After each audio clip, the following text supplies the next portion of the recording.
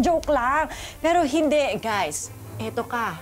Napakaganda nitong hinanda ko para sa inyo. Ibang klase ito. Kaya manood lang kayo, abangan ninyo ang ating today's video. Oh, guys, eto. Alam nyo ba kung ano yung clone? Oh, di ba? Kalain nyo, science, sa pag-uusapan natin ngayon. O, ilang viewers na ba tayo? Oy, 50? May 50 na, oh, nakakatuwa naman kayo. O, eto na guys, explain ko ha. Clone, mabalik tayo sa clone. Ano ba ang clone?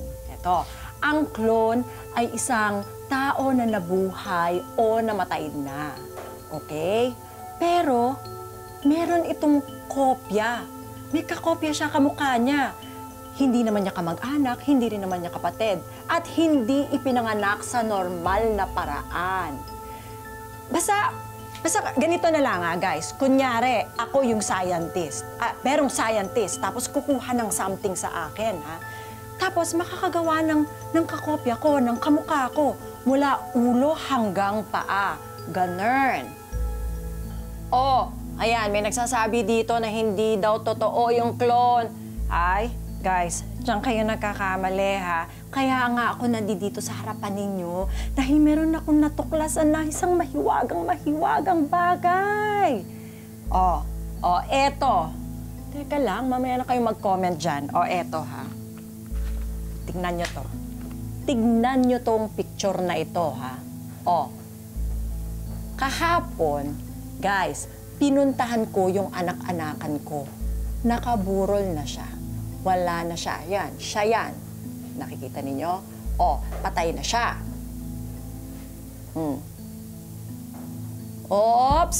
Wait, there's more. Mga kamarites, di ba? Nakikita naman ninyo. Eto siya. Pero ang kamukha niya, nandito. Eto na ang revelasyon. Ipapakita ko na sa inyo. Tada! Oh, di ba? Oh, kamukhang-kamukha ha. Ito yung kahapon. Ito kasama ko ngayon dito. Guys, ito na yan. Ha? Ito na yan. What is the meaning of this? Diba? Tingnan ninyo. Ito, patay na, nasa taol kahapon. Ito yung kamukhang-kamukha niya. Hindi ba? Ho? Diba, guys? Sabi ko sa inyo, magkamukha sila eh. Paano nangyari yun? What is the meaning of this? And the answer is, guys, pareho silang clone. Oh, pareho silang clone, pero hindi sila pinanganak na parang normal na mga tao. Dahil gawa-gawa lang sila ng siyensya. Diba? Yun ang totoo?